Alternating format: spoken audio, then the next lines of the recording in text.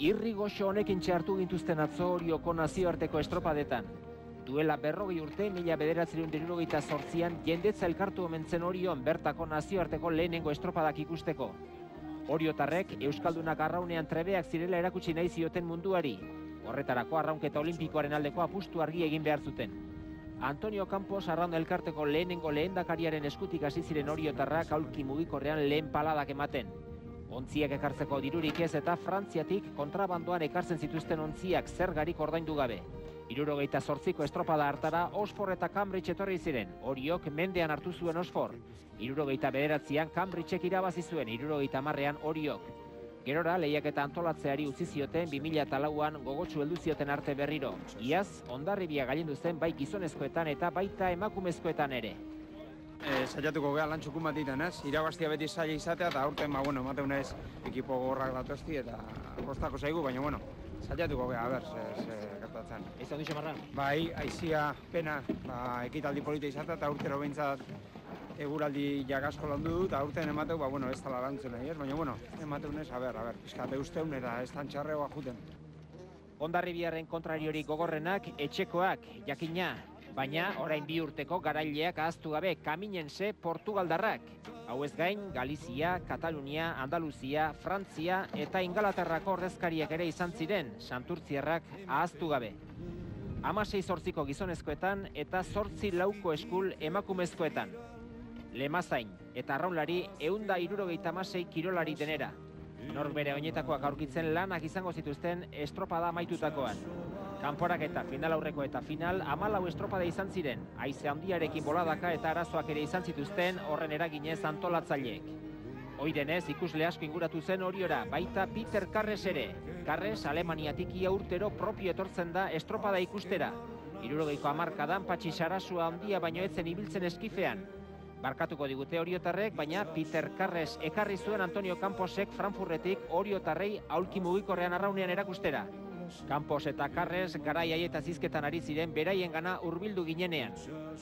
Sí sabían remar, pero les faltaba el know-how moderno de entonces, que aprendieron muy bien y con mucho empeño. Pero Peter, me cuentan que no solamente fue enseñar, que tú también aprendiste cosas aquí, ¿verdad? Hombre, yo por ejemplo aprendí a comer pescado, que claro, ¿dónde voy a aprender lo mejor que en un país, un pueblo pesquero como Orio, ¿no? Donde hacen unos besugos muy buenos, ¿no?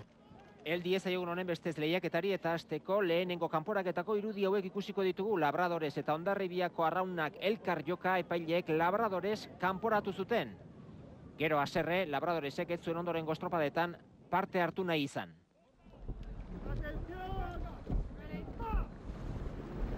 Emakumezkoen lauko eskuleko finaleko irudiak dirauek lehenengo kalean Molesei, ingelesak, bigarrenean Hondarribia iazko garaileak, 3. kalean Labradores, Sevillakoak, 4. kalean Malagako Mediterraneo.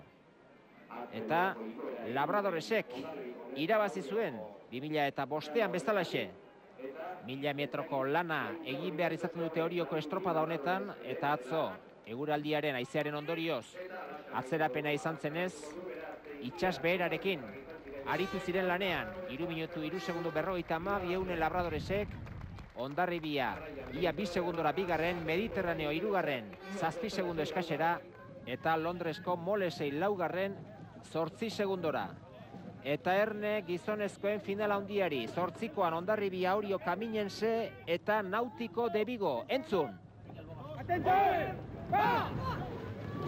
Ontziak jarri ezinik, behar baino lehen abiatu zen Kaminense, epaileak ontzat eman zuen, eta estropada amaitutakoan oso haserre azaldu ziren Orioko arraunlariak.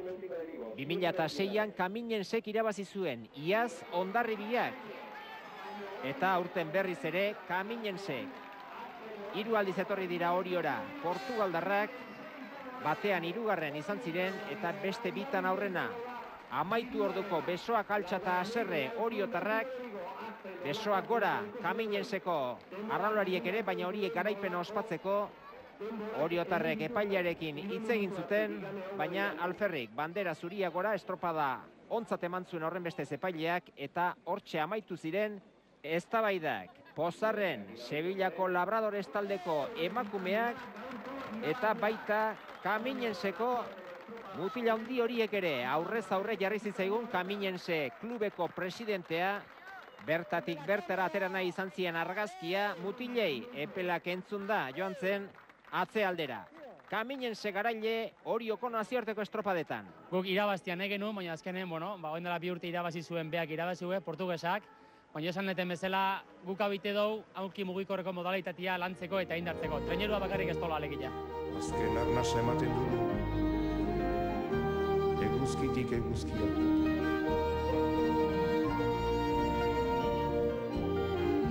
Azken arnasa emanen nuke, itxasoari begira.